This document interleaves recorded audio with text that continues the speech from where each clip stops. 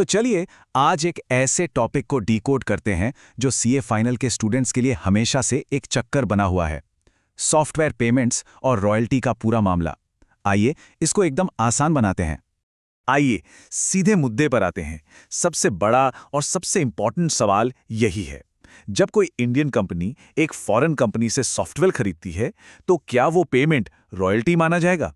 देखने में यह सवाल बड़ा सिंपल लगता है, लेकिन इसका जवाब सेक्शन 195 के तहत टीडीएस प्रोविजंस के लिए पूरी गेम बदल देता है। तो हुआ ये कि ये मामला एक क्लासिक लीगल शोडाउन बन गया। एक तरफ था हमारा टैक्स डिपार्टमेंट और दूसरी तरफ थी इंडियन कंपनीज। दोनों के आर्ग्यूमेंट्स एकदम अलग थे और इस वजह से एक बहुत बड़ा टैक्स डिस्प्यूट शुरू हो गया। तो देखिए मामला क्या था। इंडियन कंपनीज फॉरेन सॉफ्टवेयर खरीद रही थी और ऐसी कंपनीज से जिनका इंडिया में कोई परमानेंट एस्टैब्लिशमेंट यानी पीई नहीं था। इस पर टैक्स डिपार्टमेंट का कहना था कि भाई ये पेमेंट इंडिया में टैक्सेबल इनकम है, इसलिए इंडियन कंपनीज को सेक्शन 95 के तहत टीडीएस काटना ही पड़ेगा। अब पूरा का पूरा झगड़ा, पूरा आर्ग्यूमेंट सिर्फ एक शब्द पर आकर टिक गया, रॉयल्टी। इनकम टैक्स एक्ट और डबल टैक्सेशन अवॉइडेंस एग्रीमेंट्स यानी डीटीएए के हिसाब से रॉयल्टी का मतलब है किसी कॉपीराइट, पेटेंट या ट्रेडमार्क को यूज करने के अधिकार के लिए किया गया पेमेंट। और टैक्स डिपार्टमेंट को लगा कि सॉफ्टवेयर पेमेंट्स इस डेफिनेशन में बिल्कुल फिट बैठते हैं। और यहीं से केस बहुत इंटरेस्टिंग हो जाता है। असल मुद्दा सॉफ्टवेयर नहीं था, बल्कि एक बहुत ही सूक्ष्म, एक बहुत ही फाइन लीगल फर्क था। कॉपीराइट और कॉपीराइटेड आर्टिकल के बीच का अंतर। इसको समझना सबसे जरूरी है। इस स्लाइड को ध्यान से देखिए, क्योंकि पूरे केस का निचोड़, पूरा क्रक्स यही है। सवाल यह है कि खरीदा क्या जा रहा है। क्या सिर्फ सॉफ्टवेयर को यूज करने का अधिकार, जिसे हम कॉपीराइटेड आर्टिकल कहते हैं, यानी आपने प्रोडक्ट खरीद लिया, या फिर उस सॉफ्टवेयर को कॉपी, मॉडिफाई और आगे बेचने का अधिकार भी मिला है, जो कि कॉपीराइट का लाइसेंस होता है। एक है प्रोडक्ट की सेल और दूसरा है इंटेलेक्चुअल प्रॉपर्टी का लाइसेंस। दोनों में जमीन आसमान का फर्क है। और ये कोट इस लॉजिक को बिल्कुल ब्रिलियंटली समझाता है। जब कोई एक किताब खरीदता है तो उसे पढ़ने का हक मिलता है ना? पर उसकी कहानी का कॉपीराइट नहीं मिलता। वो बस एक रीडर बनता है, ऑथर नहीं बन जाता। सॉफ्टवेयर के केस में भी बिल्कुल ऐसी ही बात है। अब ये मामला इतना बड़ा था कि आखिरकार देश की सबसे बड़ी अदालत यानी सुप्रीम कोर्ट तक पहुंचा।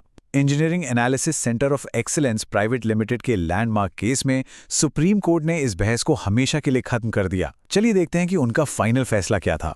सुप्रीम कोर्ट ने एक बहुत ही साफ, एकदम क्लियर 3 स्टेप का लॉजिक पेश किया। स्टेप 1, ये जो पेमेंट है ये एक कॉपीराइटेड आर्टिकल के लिए है, यानी सॉफ्टवेयर की एक कॉपी के लिए। स्टेप 2, ये पेमेंट उस प्रोग्राम के कॉपीराइट को खरीदने के लिए बिल्कुल नहीं है, और इसलिए स्टेप 3, ये ट्रांजैक्शन सेल ऑफ गुड्स है, लाइसेंस ऑफ कॉपीराइट नहीं। तो फाइनल वर्डिक्ट एकदम साफ। Of the shelf software use करने के राइट के लिए जो पेमेंट है वो रॉयल्टी नहीं है, और अगर ये रॉयल्टी नहीं है तो ये इंडिया में अक्रू होने वाली इनकम भी नहीं है। मतलब बिल्कुल साफ है, सेक्शन 195 के तहत कोई टीडीएस नहीं लगेगा। Case closed. तो ये एक लैंडमार्क जजमेंट है और इसका प्रिंसिपल हर सीए स्टूडेंट के लिए जानना बहुत बहुत जरूरी है। लेकिन इतने हाई प्रेशर एग्जाम में इसको आसानी से कैसे याद रखा जाए? ये सिद्धांत हम सबसे कॉमन सॉफ्टवेयर ट्रांजैक्शंस पर लागू होता है, जैसे माइक्रोसॉफ्ट विंडोज का लाइसेंस खरीदना या किसी एंटीवायरस सॉफ्टवेयर का सब्सक्रिप्शन लेना या फिर godaddy.com से डोमेन नेम रजिस्टर करवाना, जैसा कि godaddy.com केस में क्लियर किया गया था। ये सब रॉयल्टी नहीं है। तो एग्जाम के लिए बस एक सिंपल सी ट्रिक याद रखिए। जैसे ही सॉफ्टवेयर पेमेंट का सवाल दिखे, दिमाग में एक ही नाम आना चाहिए, engineering analysis. Question software payment, answer engineering analysis principle के मुताबिक नॉट रॉयल्टी। सिंपल। तो इस फैसले ने फिलहाल के लिए तो इस चक्कर को पूरी तरह सुलझा दिया है। लेकिन टेक्नोलॉजी कभी रुकती नहीं। सॉफ्टवेयर एज अ सर्विस यानी SaaS के इस दौर में अब ये एक नया सवाल खड़ा हो रहा है। क्या प्रोडक्ट सेल और सर्विस रॉयल्टी के बीच की ये लकीर आने वाले कल में फिर से धुंधली हो सकती है? इस पर सोचिएगा जरूर।